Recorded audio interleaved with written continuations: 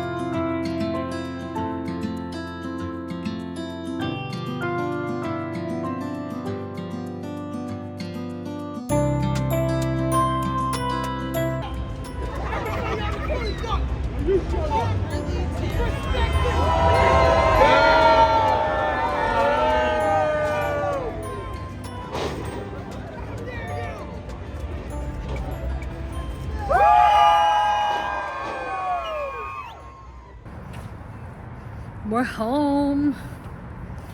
We went to Taco Fest today and it was okay. We had 5 tickets to get tacos and then 4 drink vouchers, except we don't drink, so we just got sodas. And I mean, it was okay. I feel like because we're Mexican, we know what the tacos should be like, but there was a couple of really good places. However, my favorite taco,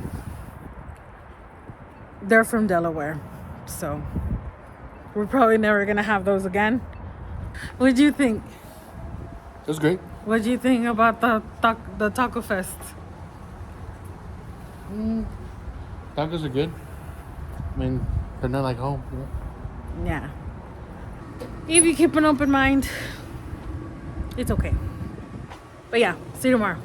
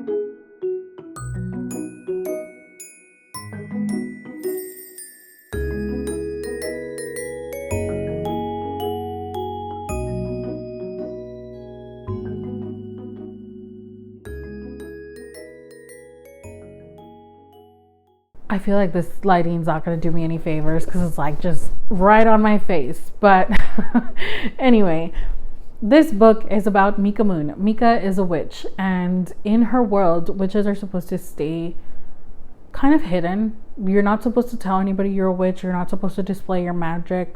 That's frowned upon. And Mika is an orphan. She was raised by this lady named Primrose, who is the leader of about 20 witches or so that meet once every 3 months, and they discuss any issues they may be having or any new potions and spells they have come up with. But Primrose was never really like there for her. She was always raised by tutors and nannies, so she's lived a really lonely life by herself. And she loves magic, but she's not allowed to talk to anybody about it or display it, which I very much am identifying with her, or like resonating, like she's resonating with me because she's lonely. She's just, kind of sad. And she ends up starting this YouTube channel. I'm like a little more than halfway now. I'm on page 190, which is chapter 17. I don't know where my bookmark went, but I made it a point to remember, 190. So a teeny bit more than halfway. But she has started a YouTube channel where she pretends to be a witch because, like I said, you are not supposed to tell anybody that you're a witch. And Primrose is not happy about this, but she does let her carry on because, it does look gimmicky like all the other fake witches on YouTube, or at least that's her defense. But one day, I think she has like 14,000 subscribers, so she gets messages and emails from people. Sometimes they're like crazy things, sometimes they're actual questions. And one day she gets this email from someone soliciting a witch, and she kind of almost writes it off as like a joke, but for whatever reason she clicks on it and she ends up becoming the tutor for 3 young witches, which is not good news because Primrose prohibits that. Like, you are meant to live alone. More than one witch should never be together because it could be catastrophic. Like, so much magic in one place can literally like just blow up literally in your face. But she ends up going to live in this house with the 3 young witches, and at this point she's already like endeared with them. She already likes them and cares for them, but it's not like found family yet. Like, we're not there yet, but she really does care about these girls a lot, and she really is going out of her way to keep them safe. So it's so cute. It's not very plot centered, not much happening, but there are things happening, if that makes sense. But like, there's no like special quest or mission or like, I don't know. Do you know what I mean? Like, it's definitely not plot centered. It's character driven for sure. And oh my goodness, these characters are so lovable. Like, so lovable, all of them. Even Primrose, like, I love all of them, and I cannot wait to see where it goes.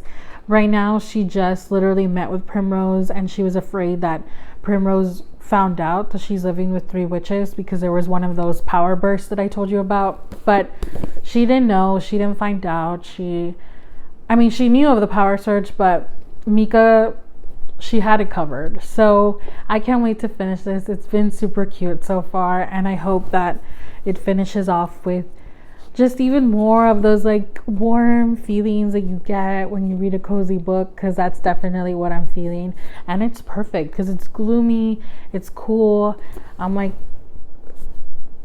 I don't know, it's not cold though, because I've been reading on the roof, and I think I'm gonna read on the roof all week because the weather is perfect. Like, with just like a little sweater, it's perfect. So let me finish this and then I'll come back and we'll discuss. I'm back. So I did finish The Very Secret Society of Regular Witches, and I'll update you in a minute. But first, let's look at the mail, because I did get some mail. Some of it is, well, most of it's from the Amazon Prime sale. You know how that happened recently?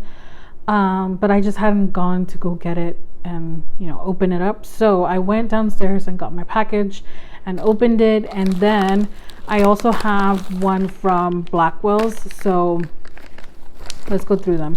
The first thing that I got from that Amazon sale is a new paperwhite. I had the I think it was a 2019 paperwhite, and I had that really pretty blue color. I'll pull up a picture here. You can kind of see on the edges the blue, but I went ahead and upgraded to the latest one, the 2021 I think it is, Kindle, and I got the color agave green. I'm not gonna open it yet because I think I'm gonna film like a decorate with me or something, and I'll do a YouTube short on it and then post it on TikTok, and yeah, stay tuned for that. And then I just got one of those clear cases because it is a different size. My old paperwhite was 6 inches, and this one's 6.8 I think, so it is bigger, which I don't know, hopefully it's still okay because I did like how small the other one was, but you know, I just wanted another paperwhite, so I did trade in my paperwhite, and that older one they gave me $30, so it went to this. It's fine, I wanted to upgrade, so there's that. And then I did get some stickers, but I'm not going to show you all of them. I've been putting them in this little bag.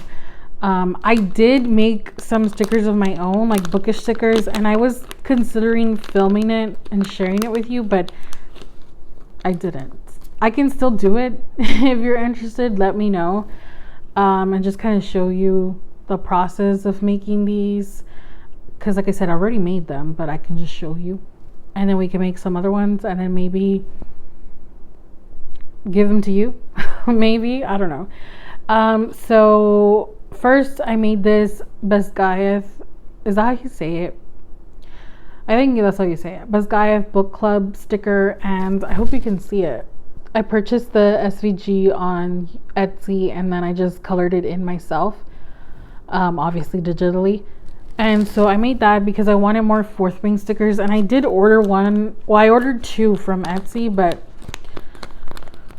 I wasn't really happy with them. Well, one of them never came. It was a little ghost with like holding the Fourth Wing book. It never came, and I already reached out to her, but it just never came. So I'm kind of giving up on that one, although it did look really cute, but it just never got here. And then I did order this one, which is just Taryn and Adarna, but it's pretty big, so I don't know if I'm going to be using it, and I definitely want it Fourth Wing represented in there somehow, so that's why I made some stickers. I also made this fantasy reader sticker. It's just like neon font because I wanted, you know, I am a fantasy reader. And then this one I thought I was so creative, so original, and then I went on Etsy and I did see a couple of them on there. Granted, I didn't check that hard, so there could be a lot, but I only found a couple, and it was just like the script, so mine was a little different. But I'm not gonna sell these or anything because I'm just not. But I made a High Lords, let me see how I can hold it, High Lords and Wing Leaders sticker, and I put Rhysand's like bat wings, and then I put a dragon for Xaden because I love them, obviously. But yeah, I really love this one. And yeah, I just made those 3, and I have a whole bunch of other ones, but I'll share that with you in the future. So I'm going to hold off for now. And then we have some books. So I did get 4 books, 3 from the Amazon Days deals. The first one I got is Red Rising by Pierce Brown. Because I have book 2, I got it at the thrift store, and I just figured I'd get book 1. I do have book 3 on my Amazon wish list, but I cannot be buying any more books this year because I don't have the money. So it's just gonna stay on my wish list, and we'll see. My birthday is November 28th, so maybe I can ask for books, but I'm not sure if I will. We'll see.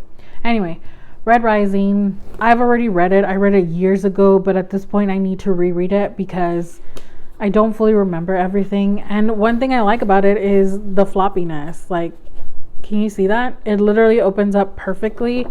It's super floppy, so I'm happy to have that. And now I can go ahead and shelve it with Golden Sun. And then this one I should not have bought. I should not have bought it, guys. This, oh, by the way, this was like $8, I think, on sale.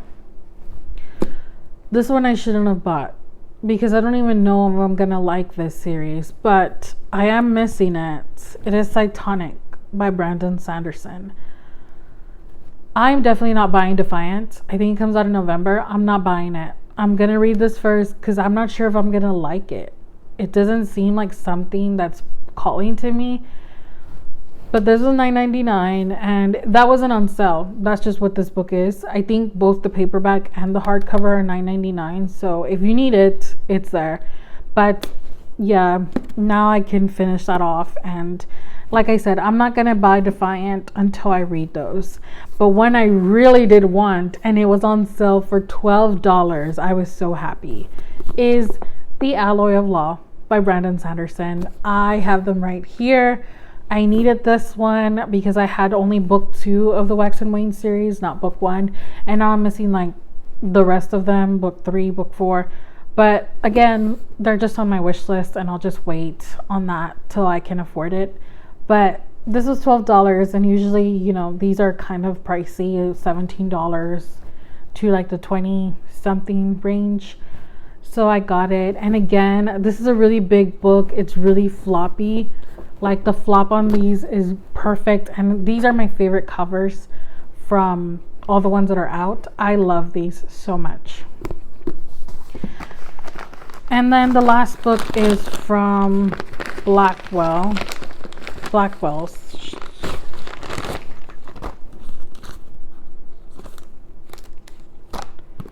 And it's Powerless by Lauren Roberts. I've been wanting to read this book, so I picked it up from there because I wanted the paperback and they had it cheaper than Amazon.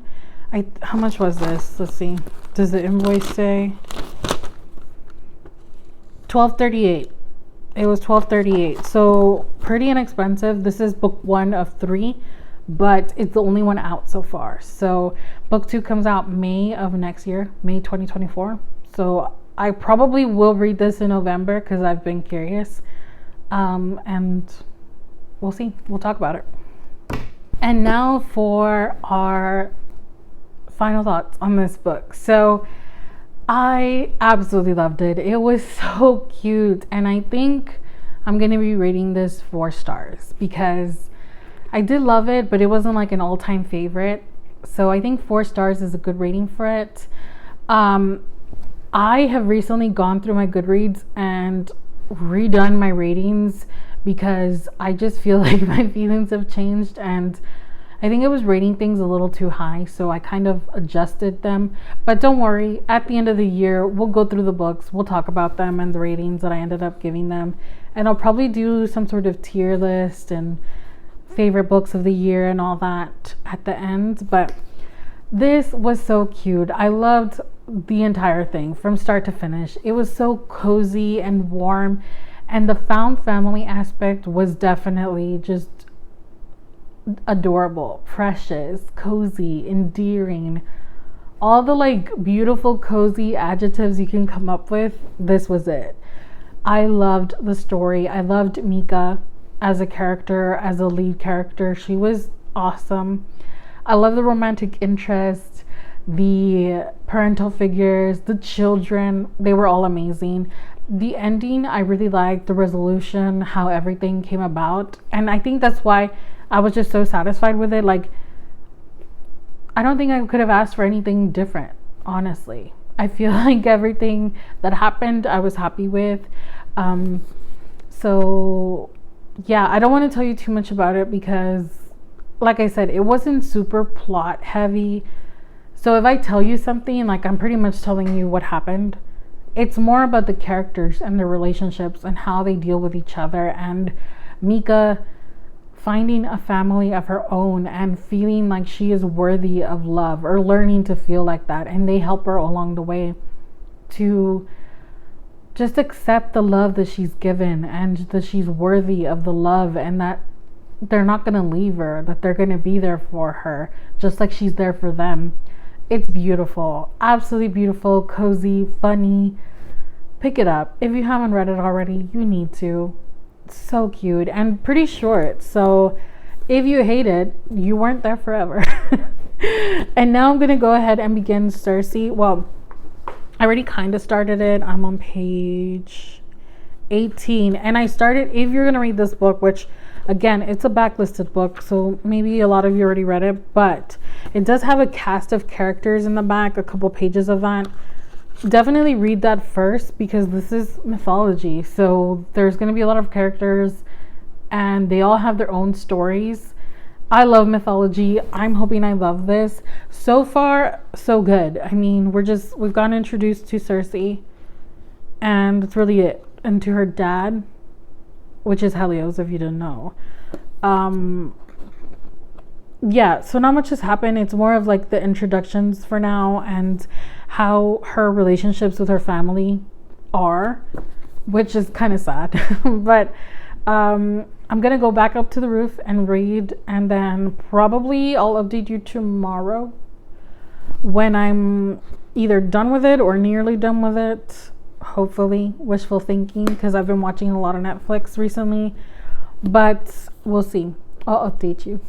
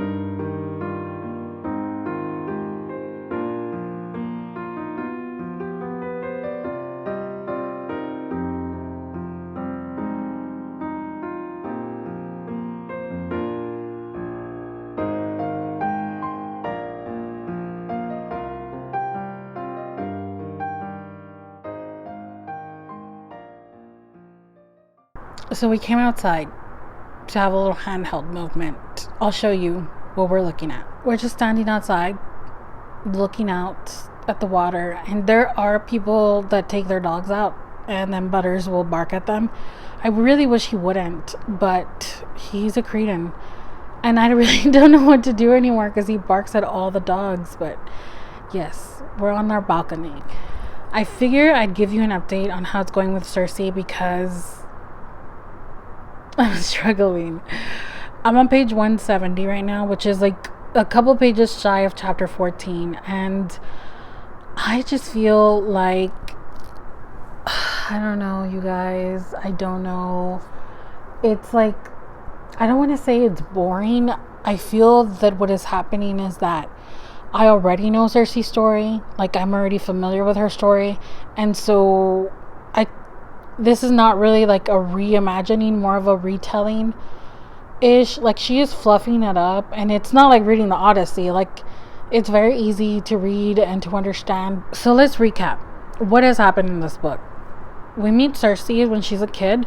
We find out that everybody hates her. She grows up, she gets a crush. He's like, I don't like you like that. She gets mad. She turns the girl that he does like into a monster, and then she's like, oh no, I didn't mean it. Oh well, too late. Zeus is like, we need to punish you. Helios goes and drops her off on an island to live the rest of her days by herself. While she's there, she starts getting a booty call, and then Daedalus comes and is like, your sister needs you, let's go to Crete. She goes to Crete. She helps her sister deal with the monster. She goes back to her island, and then her niece Medea visits her, and that's almost 200 pages. And I know that like the big thing, the like where I read about Cersei is when she meets Odysseus, because that's like, you know, if you've read the Odyssey, you know like Odysseus' story, and he ends up staying with her for like a year, and they get it on for a year, and then he leaves, right? So I'm waiting for that, but it's 385 pages. So like, what else is gonna happen? I don't know, you guys. I think I'm gonna go up to the roof. I'm gonna start A Witch's Guide to Fake Dating a Demon, and then when I get back, I'm gonna be like reading 2 chapters of that, and then 2 chapters of Cersei and like that, because otherwise I don't think I'm gonna make it. And I don't want to DNF it because I'm reading it for this video. So wish me luck.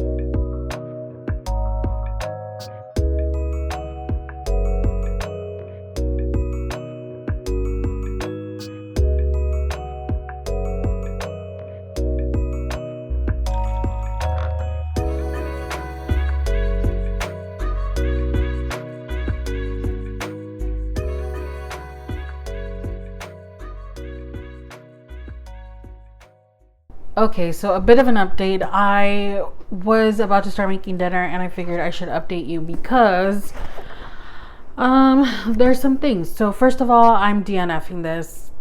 I'm not liking it, and it's not really that I'm not liking it. I'm just really not enjoying it, and I feel like that is different. Like, I don't think this is a bad book. I'm just not enjoying the story right now.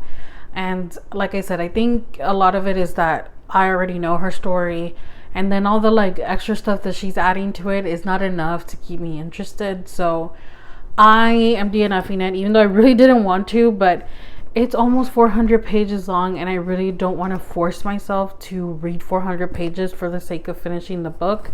So it's a DNF. Unfortunately, but I did do some reading on A Witch's Guide to Fake Dating a Demon, and I got to page, I don't know, my bookmark fell out, but I know it was chapter 10, page 117, chapter 10. So that's where I'm at. So A Witch's Guide to Fake Dating a Demon. This book is about Mariel. She, in chapter 1, summons this demon called Azeroth the Ruthless. She's funny. She is prophesied to become the greatest witch of her generation, and she has a really like pushy mother because she comes from this like very well known, like distinguished family of witches and warlocks, and her mom is so pushy about like everything, about her not having a boyfriend, about her wanting to go get a PhD. Like, how dare she? Like, she should just focus on her destiny. And Mariel just likes to be with her plants and like bake and garden. And her mom thinks that plant magic, I don't know if there's like a legit term, but that's what she calls it, like plant magic, is just not impressive because she's like she's really powerful, her mom too, and she's really good at, I think it's I forgot what they call it, but basically like being able to transport and stuff like that. It's like apparently a very impressive magic, and she's really good at it. But yeah, she's just always like having to go check up on Mariel and being like, did you practice today? Did you practice your summoning and your this and that? And she's just really overbearing, and Mariel is just trying to make it out because she's pretty patient. She kind of just deals with it. And yeah, so chapter 1, when she summons the demon, he's like, okay, I'm here for your soul. And she obviously doesn't want to give him her soul because she was like, this was a mistake, I did not mean to summon you. And he's like, it doesn't matter, I'm here now. Like, you literally summoned me by name. I'm here now, and I can't leave unless we make a deal. So they're kind of stuck with each other, and he has his own thing going on, which I don't want to tell you what it is because I feel like you should just read it and find out. But he has his own thing that he's dealing with that is causing him to not act like his usual self. And it's causing problems. Also, he's into her, she's into him. And up until now, chapter 10, nothing has happened, but you know that they're attracted to each other because they say it, and they like, you're in their heads and hear their thoughts. And they're like, he'll think that she's so beautiful, and then she'll like be thirsty. And yeah, so far so good. Chapter 10, we just got to like one of the, what I'm assuming is going to be main conflicts, like something's going on. Again, I don't want to tell you too much, but basically she's just found out that the earth, there's something wrong with the earth. Like, because like I said, she's really good at plant magic, and he points out that it's not just plants, it's like she's attuned to the earth, to like the surroundings, and she has just found out something's going on, and so she's panicking, and that's where I left off. But it's been such a quick read that I know I'll finish this. I don't know what I'm going to be rating this in the end, because I don't really have a concrete idea. Like in the beginning it was a little cringy because he gets there and he's supposed to be this demon, right? But he's really neurotic. Like it bothers him how messy her house is and how like scatterbrained she is. There's a scene where she's making the bed and she's just like putting the top sheet and just like tucking it in under the mattress, and he gets like so triggered by this, and he's like, have you never heard of hospital coroners? And she's like, yeah. And she thinks he's weird because he kind of is. And he's like, geez, like just move. And he does it. And then he's like hanging. She has like a pile of clothes, which I can relate to. Clean clothes that she just never hung up or put away. And he starts like getting her clothes and like hanging it and putting it away. And she's like, what are you doing? And at first I was like, but now that I know, like, I mean, a little bit more, I'm like, okay, I guess, you know. And then her mom, even though she's overbearing, she's funny. Like, I like her. She's funny. She's always embarrassing her, and like, she is mean to her, but you can tell she loves her.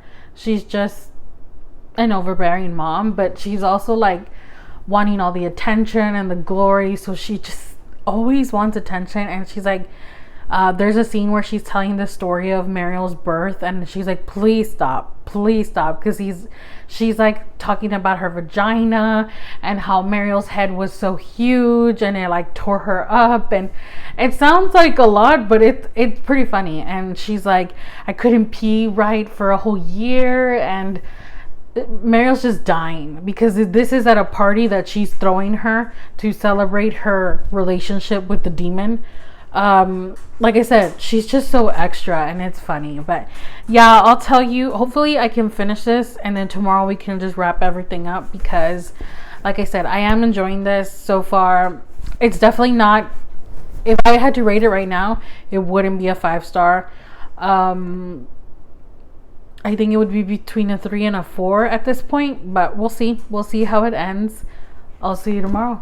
So I finished A Witch's Guide to Fake Dating a Demon, and I really liked it. I think I'm settling on maybe like a 3.75. I'll have it on Goodreads, of course, but I think I'm giving this 3.75 stars because there was some things that bothered me. Like, she kept using the word askance, I think that's how you pronounce it, which I never hear. But basically I think it's like annoyance or like something that's irritating to you. But luckily towards the latter half of the book she stopped using it, so I was like, okay, cool. Because she used it like 6 times, and I was like, come on, like there are other words. But obviously that's not something like a deal breaker. But yeah, it was cute. I liked how it ended. And something I didn't know, let me put these down. Something I didn't know was that there's actually a new book coming out, which I literally had no idea. So she, at the end of the book, included the first 2 chapters of the next book. And let me go, because it actually shows what the title's called and I don't remember. A Demon's Guide to Wooing a Witch. And in that one, we're going to be following the demon's mentor, Astaroth, who is still bad. So I think that's going to be really interesting because the love interest is going to be her best friend, who is like a spitfire, firecracker type of girl. So I think that's going to be a really good, like, maybe potential enemies to lovers, because like I said, she's a spitfire and he is still bad. So it should be good. It comes out November 28th of this year, which is my birthday. And I'm definitely buying it because I actually really did enjoy it. Like, I flew through it. I wish I could give it 5 stars, but like, if I think of what I really enjoyed as like 5 stars, like, I can't just rate it that high. And I'm rating it 3.75 because I think that I still enjoyed A Witch's Guide to Fake Dating a Demon. I try and like think on how I'm rating things. I mean, what's this called? The Very Secret Society of Regular Witches. I struggle with ratings. Basically, like, take my ratings with a grain of salt.